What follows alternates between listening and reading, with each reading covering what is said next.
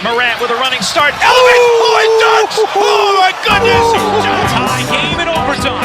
Gasol will turn his heat. It's gone. Memphis on top. 7-10 remaining. Conley now with three. Count it. A 15-point lead for Memphis. And Blake Griffin gets into it on the floor with Randolph. Hard to tell if there are any punches being thrown under there, but Griffin took acceptance. Adams going long. Morant. He hit it. John Morant. Insanity. You gotta be kidding me. Welcome to Grits and Grinds, a Memphis Grizzlies podcast. My name is Keith Parrish, and I'm joined right now by Dane Moore of the Dane Moore NBA podcast, a big Timberwolves media member. I was going to say fan, but I didn't know if that was like insulting. You're a huge Timberwolves fan. You cover the Timberwolves better than anybody. You woke up and you watched the FIBA semifinals. So, Dane, welcome to the show. You know how it is, man. It's like I grew up a fan. Yeah. I'm from Minnesota. Yeah. Kind of once you're in it, it changes it. Like I always say, I could be like misconstrued as like the biggest Timberwolves fan here, or like not a fan at all. And I actually put myself in the latter column. But yes, I've covered the Wolves for a while. We've done a couple pods before, and yeah. Well, I would say, Dane, like no one starts an independent Timberwolves podcast. Just like, hey, you know what? I'm an objective member of the media. You know what I'm going to cover? The Timberwolves. That's where I'm going to go independent. Maybe I'm weird. Maybe I'm well, weird. so like I cover the Grizzlies, and it's like, like I hooked up and like they were paying me for a little bit, but like I'm independent again. No one would choose this life. No one would be. No, I mean, maybe like again, like now, this would be like what I'm trying to think of. Like what's the small market team I have the least bit of interest in? It's just like I wouldn't start. I don't know. I wouldn't start a Hornets podcast. Like there's no money in starting a Hornets podcast. I don't think. Maybe it's an untapped market. Podcast. Let's do a Thunder podcast. Dude, those Thunder guys are killing it. No, they've got the down to dunk guy. There's like multiple. Yes. Somehow the Thunder can support numerous independent podcasts. I don't know how it works. I'm all about it. Small market, independent podcasters. Team exciting young rosters. Yeah. Sort of. Bright futures, we hope. I want to talk about the Timberwolves, but we have to start with this FIBA World Cup semifinal game featuring the Timberwolves' best player as a prominent and leading member. Anthony Edwards had a big game again. Also featuring Jaren Jackson Jr., who's faced some criticism. And apparently Steve Kerr doesn't like playing him. Like it was very interesting in this game. Of course, Jaren's been in foul trouble in other games. So from my Grizzlies perspective, I was hyper attuned to, Jaren has no fouls and didn't play in the second quarter. Are they saving Jaren to have all 5 fouls in the second half, or does Steve Kerr just prefer going with Paolo Banchero as the only big? And it was the latter. They pulled Brunson and Jaren out early in the third quarter, down a lot, and they didn't go back to him to the fourth quarter. Fourth quarter, furious rally comes up just short. So, what did you think, Dan? Should they? First of all, let's say what do you think of the game? To the Jaren point, I found it very interesting just with this team in general of what lineups they're going to and when they're going to them, and just kind of how the roster was constructed overall. I thought it was interesting that Jaren did close the game in the fourth quarter, but that Brunson didn't. And I feel like that's been the problem with this Team USA the whole time is I think, the Grant Hill and whoever put on their fantasy GM hat like 6 months ago and were putting this team together.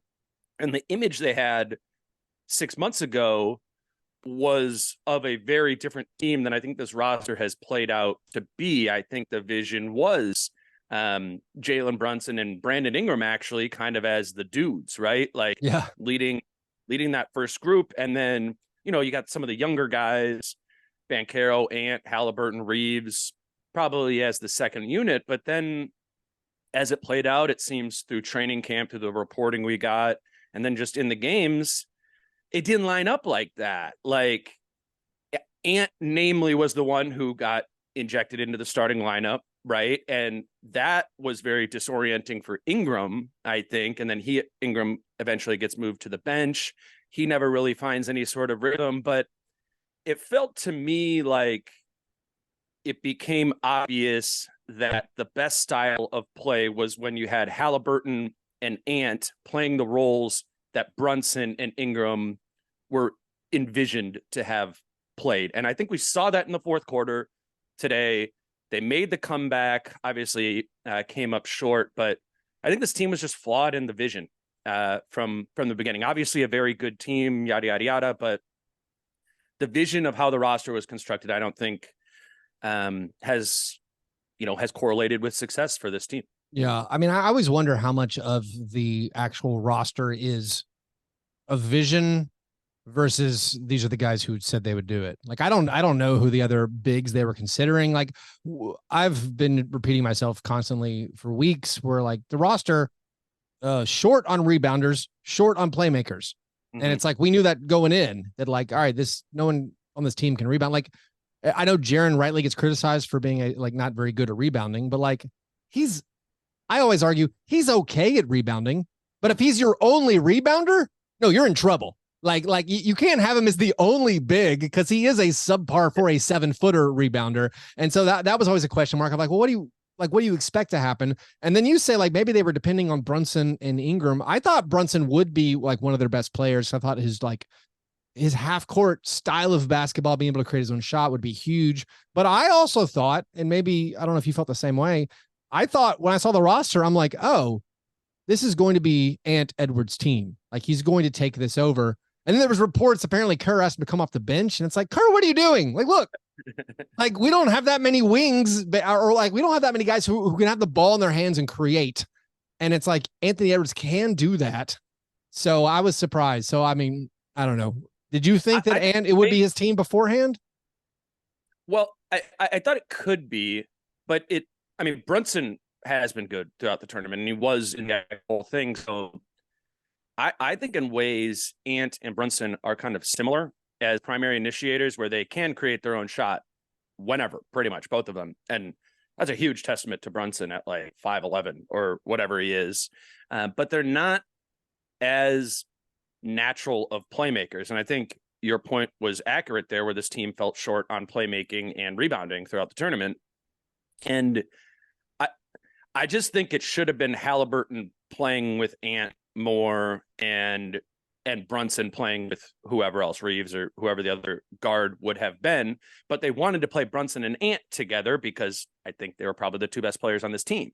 Yeah, could be. But that's what I'm saying, though. It just didn't line up. Like, I think, weirdly enough, I think Ant was probably the best player on this team, but you could almost have made a case for him having come off the bench so he wouldn't have been overlapping with Brunson. I found that to be kind of incongruent throughout the tournament. It's not how I would have put the roster together, or at least with hindsight, I think I would say I would have done it differently. And if Ant was going to be your guy, not that Brunson's, I'm actually super high on Brunson as a player, NBA player, just overall, but I think you have to have a different type of point guard with Ant. And I just know that from having watched Ant play with Rubio versus D'Lo versus Mike Conley. Like, the best thing for Ant is to have the Mike Conley type of point guard playing next to him, the more traditional kind of distributor, pick and roll player. So Ant can play on the second side, be that secondary action, attack a shifting defense. I don't think Brunson and Ant totally line up that well in that sort of. It's kind of part of the reason why. I mean, Brunson and Luka were good too, but it also in ways made sense to me that Brunson or Dallas or whatever, they went separate ways because Brunson's a primary initiator and Luka's a primary initiator. You kind of have to balance those things out. I also think a lot of the guys they pick on the team weren't necessarily like great off-ball guys. Like, I think you can still probably rather criticize. Like, Anthony Edwards had a great tournament, and one of the also fun things was like he became like a primary defender. Like, he would go out and seek out the defensive matchups, and he did a great job hounding guys throughout the entire tournament. But like on offense, if he doesn't have the ball, it's not really. Maybe he's a little stagnant. Also, like the rest of the starting lineup, like Jalen needs the ball in his hands. He's not an off the ball guy, even though he can catch and shoot some. Jaren doesn't move very well. He's not an off the ball guy. Like they finally put Hart in there as like a rebounder. He's a movement guy, but again, he's undersized. And it's funny when like Josh Hart's in there for rebounding. You're like, yeah, Josh Hart's an elite rebounder for a 3 or a 2, and it's like, but he's playing the 4. And so it's tough. Also, I think that was a good move by it was Kirk. a good move. Put him in there. I agree with that. So, but again, from my like narrow-minded Grizzlies focus, I'm like, I like Josh Hart in there, but like Jaren, he's probably better as a 4, and you never ever play him with another big, like ever. And so it was weird. They would do Banchero and Bobby Portis together, and it's like, why can't Jaren do that? So I will cherry pick like the fourth quarter. They play Jaren the whole time. They finally go back to they finally go to the good lineup, which is Halliburton and Reeves and Anthony Edwards. With Jaren, and it's like they finally like play defense. Well, I think the notable thing about this game is Germany won 113-111. That's 113 points in a 40-minute game. Over a 48-minute game, that's a 136-point pace. Yep. For the game, Team USA, their shooting splits 58, 48, 96. Wow. They lose. Like halfway through the fourth quarter, they were shooting 60% from the field, and they were down 106-96. So it was very like lackadaisical defensive effort the whole game. The final like fourth quarter, they're like, hey, we should probably defend. It's like, yeah, Germany's dropped 100 on you in 30 minutes or whatever. It's 34 minutes. So that's pretty frustrating. But all right, so let's kind of turn it, because I think this FIBA World Cup super interesting. Team USA now loses, so the final is going to be Germany against Serbia. Serbia upset Canada overnight for us. I did not wake up and watch it. I also will not be waking up. That's a young man's game. All right, like more power to like the guys in the early 20s covering the NBA, the girls in the early 20s covering the NBA. You can wake up at 3:30 your local time or to watch. Up. Or stay up. Yeah, West Coasters, maybe you can stay up. Like I can't do that anymore. But like I think we were all super excited about the showdown of Team USA in Canada. But of course, now it's the third place game. Germany, Serbia get to play for the World Cup championship. But I'm curious. So like you have Anthony Edwards, who's obviously the Timberwolves' best player, and he like I felt like a breakthrough moment. But I felt like that's for breakthrough moment for casuals. Like I've really struggled with everyone being like, oh, Anthony Edwards is the guy now. And I'm like, Anthony Edwards averages 28 points per game in his career in the playoffs. Like what? Well, that's what I was going to say. For you specifically, the Ant Light for you came on in the 22 playoffs. Yeah. Right? I was like, he lit up the Grizzlies 2 years ago. Do you guys not have NBA TV? Can you not watch Timberwolves Grizzlies playoff games? Like, it's like, oh, he did it. He did it against Italy. And you're like, oh my God. It's like he did it against the Nuggets last year. Like he was awesome against the Nuggets. So you have Anthony Edwards. January. He did it all January. Like Cat got hurt. Yeah. The deal, like D'Lo was on his way out, and I mean, Ant totally turned into that primary guy last season, December, January, once after Cat, hurt his calf, and it was this. I mean, it was very much this player. I understand. I mean, people hated the Timberwolves last year. They were just so frustrated with the Towns-Gobert thing. So if you're going through league pass, you're like, maybe I'll skip that one. But Ant has been this, I think, since the 22 playoffs, or close to this. He's expanding his game. I really thought today, like a couple of his like downhill attacks, he had like that in-between dribble, like at 10 feet, like he can go to the Euro, he can go to that crossover and then athletically go up and finish over people with the spread floor, having Jaren be able to space a little bit or be a threat from the dunker. Like Ant is already, or has been for a year plus, been a special individual creator, individual offensive player, and he's adding to his bag, I think. And if given the opportunity, if given the proper spacing, what he should be able to do in the next year or two should be pretty special. So, like, I think without FIBA, you and I think most Timberwolves people, you're already expecting sort of a level up. You're just like, this guy is going to keep progressing. He's a young guy. He's like, whatever he is, he's averaging basically 25, 26 points per game in every game. Yeah, in every game. And so, like, FIBA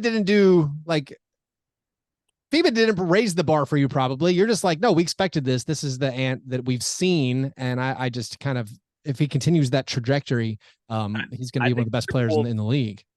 think Timberwolves fans would make an argument that this has hurt Ant in ways because now he's getting this attention on a much larger stage, and everybody, you turn on First Take even, and you're seeing a graphic with Anthony Edwards on there. I mean, I don't know the last time the Wolves were in any of that, Yeah. And it's led to this conversation that Pat Bev started and some of the writers at The Athletic kind of perpetuated, which is does Ant need a bigger market? And, I mean, you've been through that, with Grizzlies guys and that whole sort of thing, how it works. Like, in a weird way, Ant ascending in FIBA has made for Minnesota people the Ant dialogue more convoluted and dumb in the ways that NBA conversation can get. That's funny. I always steer clear of those conversations. That is funny. Like to be so nervous. I don't feel a lot of nerves from Grizzlies people about like his jaw, whatever. I don't know. Who knows? But so Anthony Edwards, I think like if he can be in that conversation of like whatever first or second team All NBA type guy, and then like I also noticed like or I think about when you think about the Timberwolves, it's like how much like can they get a bounce back season from Cat? So Cat was playing with the Dominican Republic and had some nice games. Also had a funny ejection in one of the what was it a exhibition? I can't remember. But so Cat, like if he can bounce back, and then of course Gobert got run out of the World Cup very, very quickly. And Canada and Latvia, though, too, who ended up being two of the better teams. Not to like France should have won. Like France should be in the tournament right now. Like they should have been in this Final Four type area. So they did get run out of the tournament, but they got a little unlucky, I think, with their draw in the whatever they call it, the group phase. Group round one group play. Yeah. I still don't even know how this tournament works. Well, they got run out by another Timberwolf, Nikhail Alexander-Walker, who looked awesome for Canada. And let's take a detour. Let's do a Nikhail Alexander-Walker detour. Love it.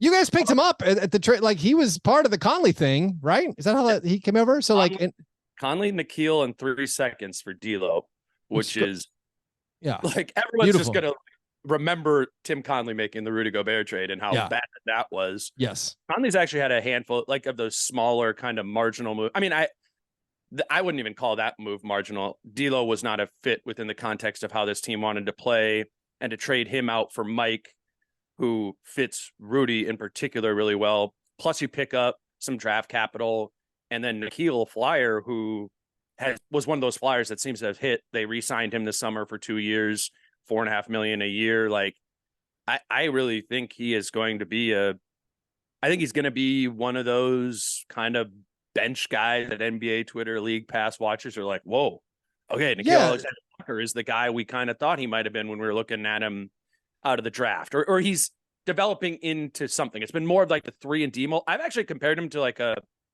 poor man's Dillon Brooks. I know Brooks is like way bigger and thicker, but I think Nikhail's really strong on ball defender, and he has a little bit of that ability to offensively create a shot, take threes, take a lot of threes, even like Dillon does, not in the high 30s, but a 34% 3-point shooter. I think he is a similar archetype to Brooks while looking nothing like him and talking like him as well. Although maybe Nikhail picked up some things over the summer at this FIBA tournament, playing alongside Dillon, getting a little fire. Where are you at with the Dillon? You're like happy to have moved on, or no? I'm not. No, I'm nervous. I mean, I don't know. Like, I'll be honest. Like, it was so poor in the playoffs against the Lakers, and he had one of his worst offensive seasons he's ever had. Like the whole season. But then watching him on Canada be awesome, and the hijinks of like getting disqualified and doing the boxing gloves and like the tunnel. I'm kind of sad he's not on my team, but maybe it's more enjoyable because I don't have the investment anymore, and I can just be like, I can just sit back and enjoy it. I can just laugh either way, be like, this doesn't affect my season at all. Nikhail's so interesting because like, I don't know if he was a throw-in, but he was like an unheralded piece of that trade. And then by the end of the year, he found his way into the rotation, and then you get to the playoffs. Maybe it was injuries, whatever, but like he's playing a lot for the Timberwolves in the playoffs. So like, Did a great job on Jamal Murray in that first round series. Was absolutely necessary. Jaden McDaniels was punched a wall and broke his hand. That's why he played so much. Yeah, I forgot that. And I briefly forgot that. What a tough way to go out for Jaden. But I think Nikhail can be particularly valuable from a Jaden McDaniels standpoint. And one, I think you now get 48 minutes of really good point of attack defense in Jaden or Nikhail. But also, you could play them together, and Nikhail could guard if you're playing the Grizzlies, Nikhail could guard Ja Morant, and now Jaden could be guarding the dude in the corner and kind of be that weak side block guy or, weak side help defender. Jaden's like 6'11". I don't think people really get that. I thought Twitter told me he's like 7'1" now or something. I thought I saw him two more inches every summer. That might have been me. No, I haven't said that for like 2 years. He's like one of those guys who didn't measure at the combine or whatever. Yeah. And then it's like been listed at like 6'8" his whole career. Yeah. And I'm like in the locker room, I'm like, okay, that guy, he's Karl Anthony Towns, he's taller. That's like how every Grizzlies player is secretly 6'6". Like Kenneth Lofton Jr. is not really taller. He's like barely taller than me. And it's like David Roddy's like not that tall. Like no one's tall on this team, it turns out. Outside of Jaren, I guess. I don't know. Clark's like 6'8", right? Yeah, Clark's not that tall either. Yeah. It's all they're all secretly. That's why they all go late in the draft, I guess. Jaren is, man, standing next to Jaren. No, Jaren's huge. He's like a tree trunk, man. Yeah. He's like Embiid. So I was trying to talk about Cat, but like, what is needed from Cat this year? Like, just to be. Is it an accepting of a role? Is it just being on the court? Like, what's needed from Cat? And then I guess also Gobert to get this team to be like, I don't know, in the battle for maybe home court advantage or like securely in the playoffs. Well, so the two obviously tie together, but start with the Cat point. It's so interesting with Cat that the trade is the hardest on Cat, the adding Gobert, because you now take Cat out of the position where he had an advantage. I mean, let's go back to that Grizzlies series 2022. Steven Adams was out of that series in the first quarter, because a quick hook, like real quick and smart. Yeah. And smart. Yeah. That was the right move, because that's what Cat can punish, right? He has this ability to, because he's such a shooter and because he has got a good first step for a 6'11" guy, to be able to punish those Steven Adams type players. But now you take him out of that role. Hold on quickly. When he was playing the 5, they started guarding him with 4s, like Batum, Kyle Anderson guarded him in that playoff series. Like, Cat has always been significantly better offensively when guarded by a 5 than a 4. Now you are putting him in a position where he is always going to be guarded by a 4, which is robbing him of his top end offensive capability. And then I think even more problematic now is you have him guarding 4s, which I think I underrated at the time of the trade. I was like, all right, like Cat wasn't a great defensive 5, like whatever, we'll make him a not great defensive 4 and you add a 5. Yeah. But I think you talk about a playoff series, if they're playing against a team in the first, second round, they're going to attack that. They're going to attack Cat in space over and over. They're going to put him in action.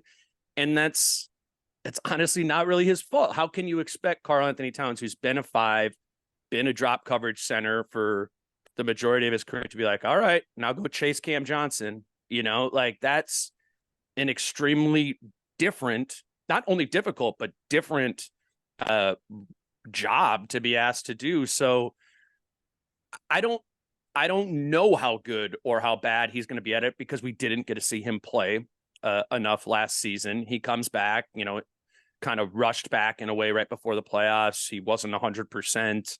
He wasn't in physical shape after having missed 50 games. So we haven't really seen it, right? Him specifically playing the 4 next to Rudy, and how that will happen. I mean, I think they're going to ultimately, to make it best work, stagger those two as much as possible, so Cat can play 16, 18 minutes a game at the 5.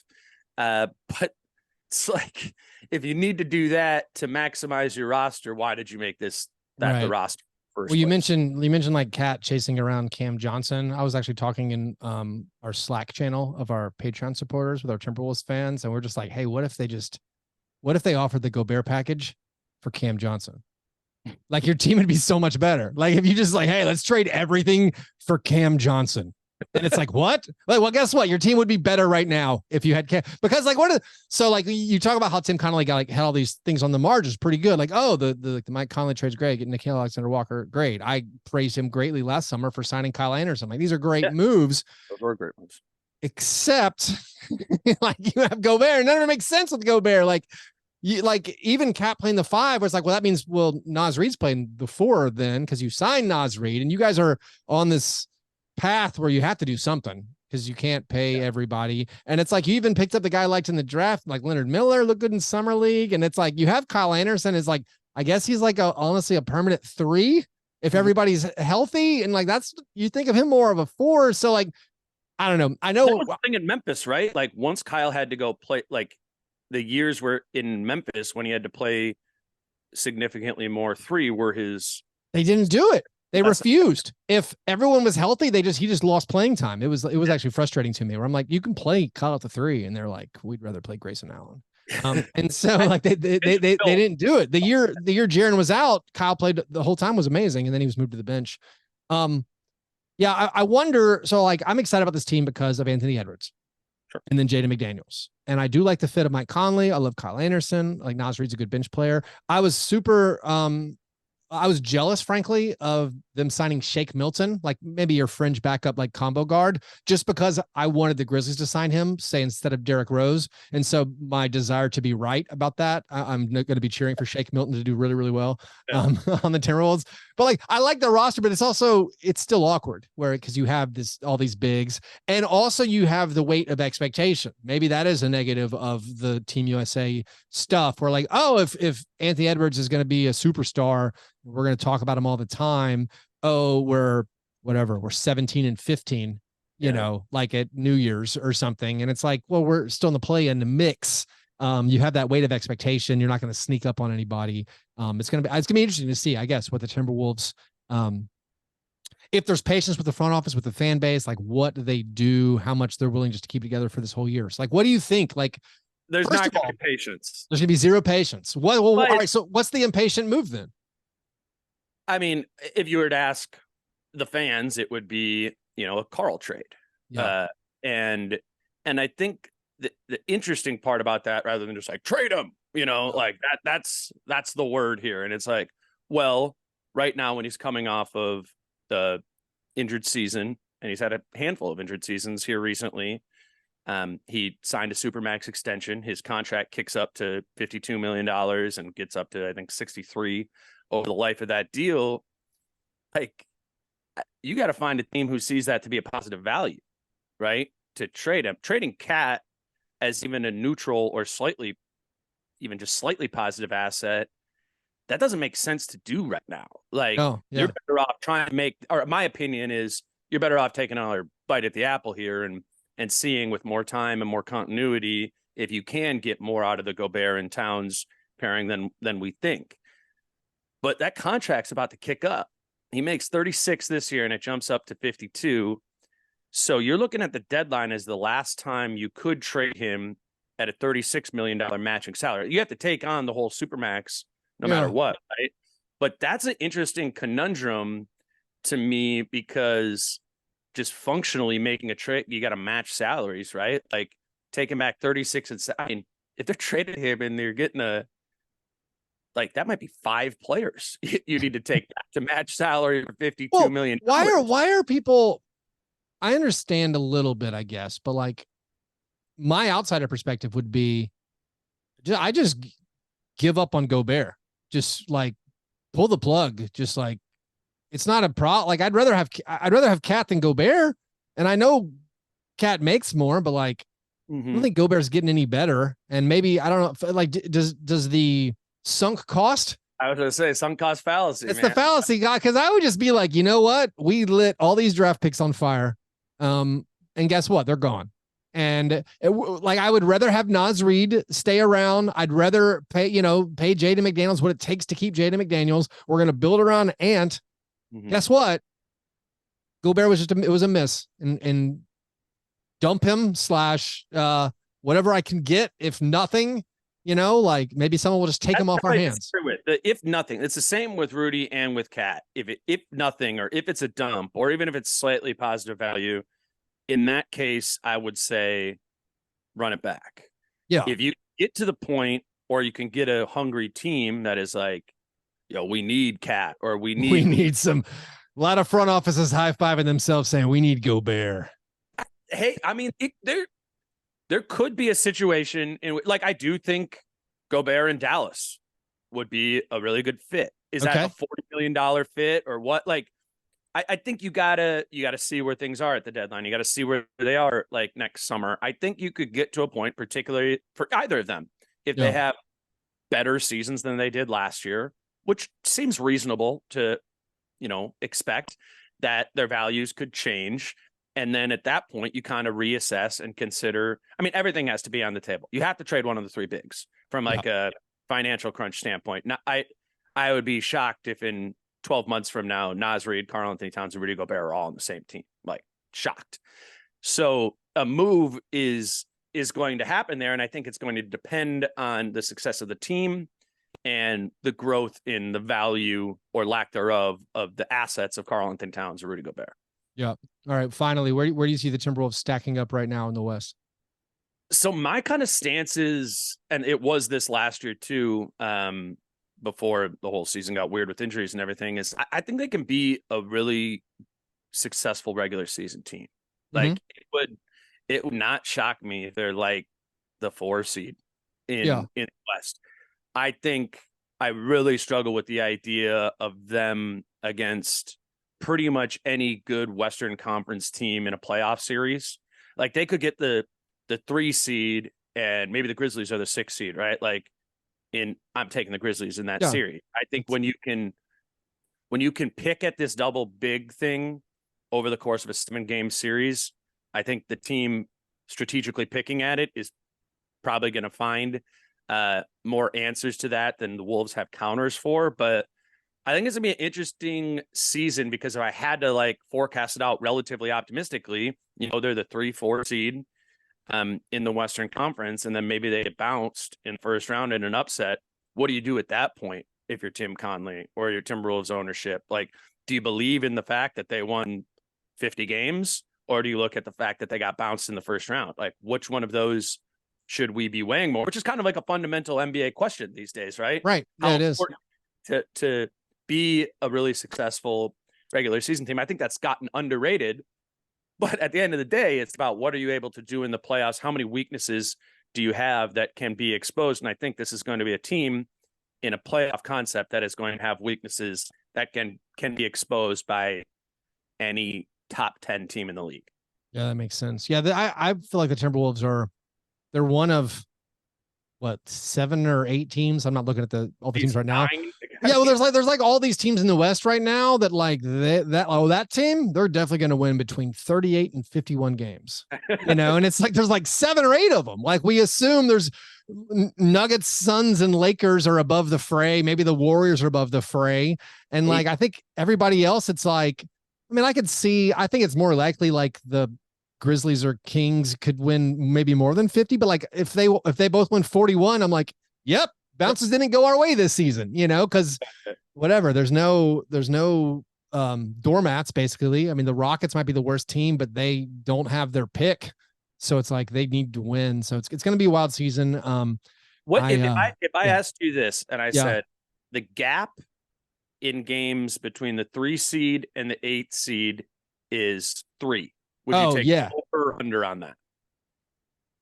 I think it's gonna be tight, man.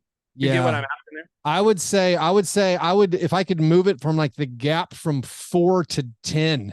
Yeah, it's probably going to be 3 games. I do feel like there's a chance that maybe the top 4, 3 we get some separation. Number. Yeah, but yeah. Well, I mean, that's like the play-in is going to be awesome this year. Kudos to Adam Silver. Like my concern was always like, sometimes the 8 seed has a 10-game lead over the 9 seed, or the 9 over the 10, but that hasn't happened in the Western Conference. The very first year in the Eastern Conference, it was like that. I think the Wizards were like forever away. but yeah, it's gonna be a very exciting Western Conference season, and the Timberwolves look like on paper they should be very, very exciting. I bet the over, man.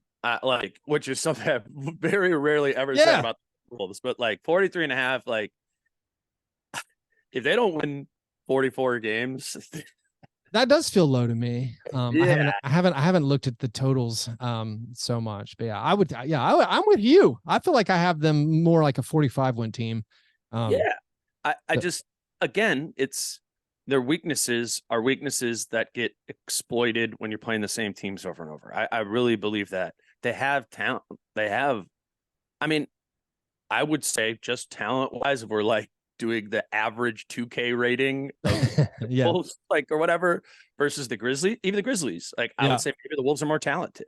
Oh, well, that's because we're carrying like 873 ratings on the back of our roster. Woo. Anyways, all right. Well, Dane, thanks so much for coming on. Always a pleasure talking basketball with you. Best of luck with your show, and I'll see you Sunday morning, 3:30 a.m. I'm staying up. All right. See you, Okay, bud. man, thanks.